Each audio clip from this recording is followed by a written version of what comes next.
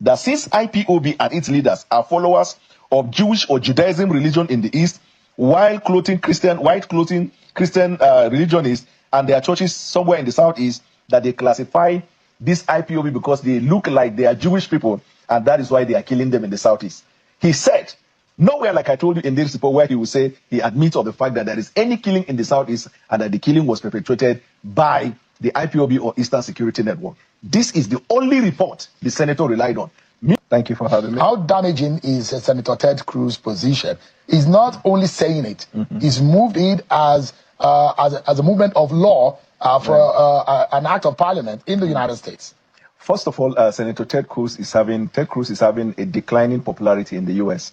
Because of some of the extreme positions he has taken in favor of AIPAC, which the MAGA base are not happy with him. People like Tucker Carlson, Candy Owens, there are quite a number of them who are not comfortable. So in a bid to revive his ailing political career, he decided to choose people of like minds to do that. But let me not push far in that regard and focus on the germane issue of substance. Senator Ted Cruz published on his official Twitter page allegation against the government of Nigeria. And if you look at that, you will see he said there is a genocide, there's a killing of Christians in Nigeria, to which public officials are either complicit or all they are participating in it. In other words, he's trying to say that there is a genocide and the genocide is perpetrated by Nigeria government.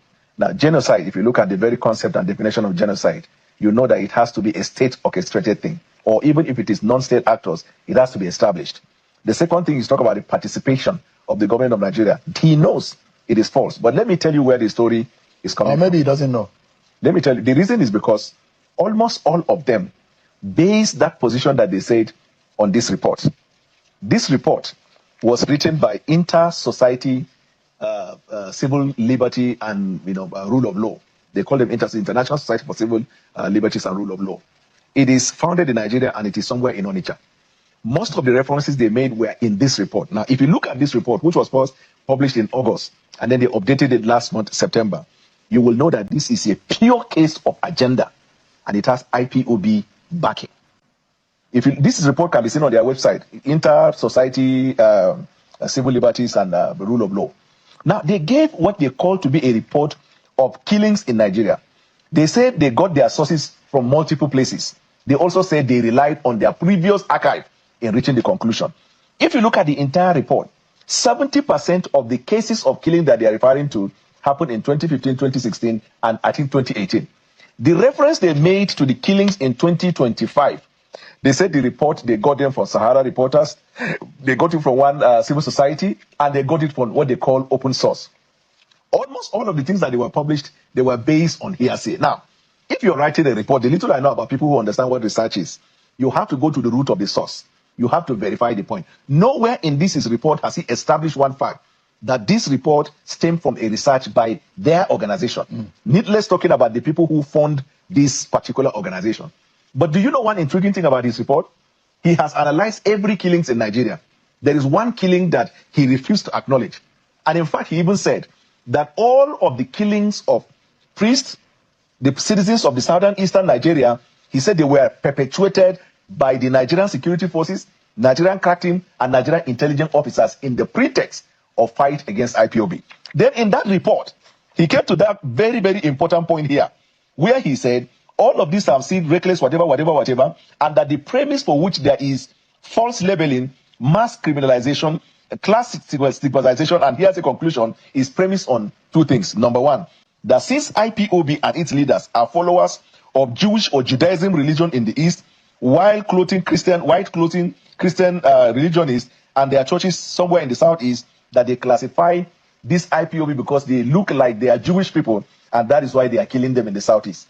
He said, nowhere, like I told you in this report, where he will say he admits of the fact that there is any killing in the Southeast and that the killing was perpetrated by the IPOB or Eastern Security Network. This is the only report the senator relied on.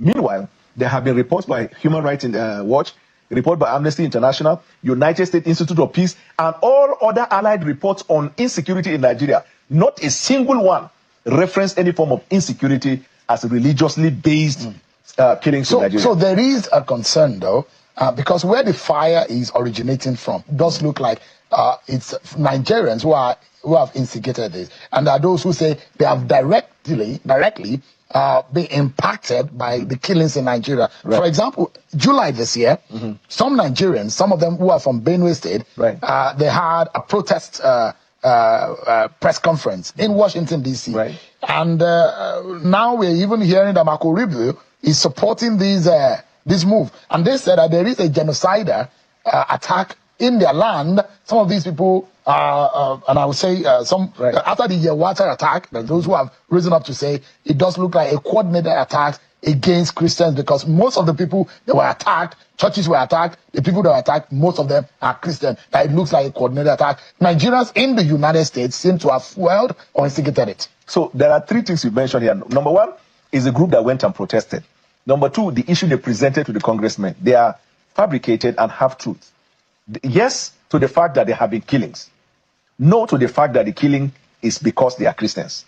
You see, because anywhere a crime is committed, the tribe or religion that is predominant in that place will be the most casualty. You will see the most casualty there. In the same way you see in Zamfara, in Sokoto, in Katsina, in Kebbi, where these bandits have come and killed people, abduct people, majority of them are Muslims. So when you go to Benue, and but let me tell you something. Recently, there have been arrests of individuals that were fomenting crisis of peace, never mention religion. So when you go to the United States and you push religion, that you are being persecuted before you are Christian, to me, is a mischaracterization of the real issue. What is the implication of Nigeria being designated as a country of particular concern? Well, if a country is designated as a country of particular concern, what happened is that that country is likely to come under sanction. And the sanction can be either of these four. It can be on travel ban, it can be embargo on the sale of arms to you, it can also be trade-related embargo, where there is this tariff or whatever trade restriction. And it can be the fourth one, I think I can't remember, either of these four can happen to you. Now, some of these Nigerians who are overzealous and are wanting this thing to come on Nigeria because either you are in the opposition or you are even a pastor, you feel that this thing should happen. If the embargo or ban is placed on Nigeria, maybe you've been going there to preach. Nigerians can't go to America. You know, recently, Donald Trump banned certain countries where people from those countries can't go there. So you have to know, if you are somebody that travels abroad for what, it can be religious, it can be trade, it can be business. If a sanction is placed on you, that is likely going to affect. But there are those who will say the Tinubu government has to do a lot of work because these things are being instigated by Nigerians. So let me tell you why lately Nigerians have been crying for long about insecurity. They've been pushing this issue of religion for a long time. But these guys in the West, that's why I say it's orchestrated agenda. These guys in the West never paid attention to it until an event happened at the United Nations. And 24 hours after that event, Bill Maher was the first to start talking, and he said that it's killing of Nigeria. If you're Western media, you're not talking about it, shame on you, and I don't know why the Nigerian people are not in the street protesting. After he said that, two other podcasters said it, and then before you know, the senators, who are APAC-backed senators, and senators who have alien political career, those ones continue to say it and ask people to retreat. Now, this is how you will know that it is agenda. When Nigerians were crying insecurity, what did they do? They didn't do anything. Until now, they feel the opportunity presents itself for them to pick that thing up in order to create problem for Nigeria. And you